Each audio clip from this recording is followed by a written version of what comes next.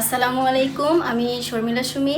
আমি সসপাটি স্কুলের প্রাইমারি সেকশনের টিচার। তুমি কোন কোন ক্লাস নাও? আমি ওয়ান আর প্লে। ওয়ানে কি পড়াও? ওয়ানে ইংলিশ আর বাংলা পড়াই। আচ্ছা, বাচ্চারা তো অনেক দুষ্টুমি করে, সংখ্যাও তো অনেক। এই দুষ্টুমিগুলো কি তুমি এনজয় করো নাকি বিরক্ত হও? এনজয়ও করি, আবার মাঝে মধ্যে বিরক্ত হই, কিন্তু সেটা প্রকাশ করি না। বাচ্চাদের সাথে আমিও বাচ্চা হয়ে যাই, ওদেরকে ওদের মতো বুঝাই, মানে ক্লাসটা কিভাবে হ্যান্ডেল করা যায় ওদের সাথে মিশেই আর কি ক্লাসটা নেওয়া হয়। আচ্ছা, আপনার কি মনে হয় না যে যে বাচ্চারা আপনার স্কুলে আসে সেই বাচ্চাদের মারাও কিন্তু অনেক শিক্ষিত এবং আপনার চেয়েও বাসায় ভালো পড়াতে পারে, অনেক বুঝাতে পারে, কিন্তু বাচ্চারা তাদের মারা তাদের বাসায় না রেখে আপনার কাছে পাঠায়? কেন পাঠায় আপনার কি মনে হয়?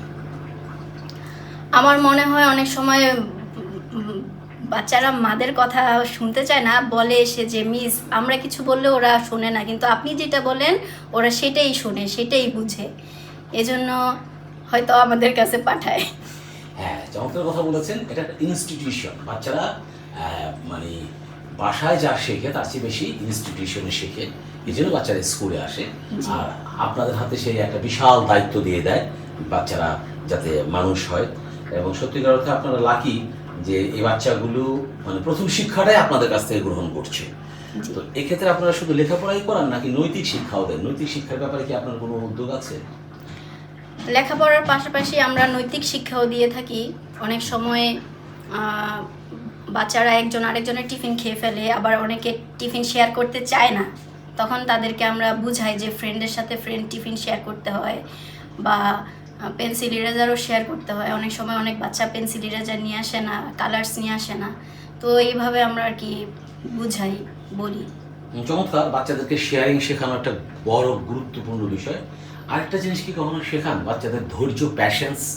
যে হঠাৎ কারেন্ট চলে গেল, হ্যাঁ স্যার মিস গরম লাগতেছে, আমি ঘামে যাচ্ছি, এই কিছু বাচ্চারা অস্থির হয়ে যায়। হ্যাঁ, আবার ক্লাসটা একটু দেরি হয়ে গেলে অস্থির, স্যার আমি চলে যাবো, ঘন্টা দিয়ে দিচ্ছে।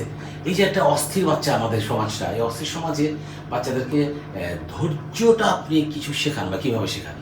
হ্যাঁ, ওদের পড়া হয়ে গেলে ওরা বলে যে মিস চলে যাব, তখন আমরা সময় থাকলে আমরা অনেক সময় ওদের সাথে ক্লাসে খেলাধুলা করি, রাইমস পড়াই বা বিভিন্ন গল্প শোনাই। আবার অনেক সময় আমি ওদেরকে মার্কেট দিয়ে ফেসে বিড়াল আঁকাই দিই আর কি, তখন আমরা অনেক রাইমসের সাথে সাথে ওদের সাথে আমরাও অনেক মজা করি, এই আর কি। মানে আমি যেটা চাচ্ছিলাম সেটা হচ্ছে ওদের প্যাশেন্সটা বাড়ানোর জন্য, সেটা একটা নৈতিকতার বড় বিষয়। বাচ্চারা যাতে ধৈর্যশীল হয়, হ্যাঁ, বাচ্চারা যাতে সহমর্মী হয়। যেমন একটা বাচ্চা আরেকটা বাচ্চাকে ধাক্কা মারতেছে, কষ্ট দিচ্ছে, তার খারাপ লাগছে না। হ্যাঁ, একটা বাচ্চা কাঁদতেছে, তার খারাপ লাগছে না। এই সহমর্মিতাটা শিক্ষা দেওয়াটা খুব জরুরি আমি মনে করি। এ ব্যাপারে কি আপনি খেয়াল করেছেন বাচ্চারা যাতে সহমর্মী হয়? জি স্যার, খেয়াল করেছি। আমাদের ক্লাসেই অনেক বাচ্চা আছে যে একজন আরেকজনকে মারে বা ধাক্কাধাক্কি করে আর কি, তো তখন ওদেরকে অনেক বুঝাই যে ফ্রেন্ডরা একসাথে বসতে গেলে একটু টুকটাক এদিক সেদিক ধাক্কা বা মারামারি হবে, কিন্তু এটা নিয়ে মন খারাপ করা যাবে না বা তুমি করবে না এটা, এভাবে বুঝাই। ধন্যবাদ। চমৎকার। সহজপাঠী স্কুলে তোমার সম্বন্ধ উত্তরোত্তর দীর্ঘস্থায়ী হোক।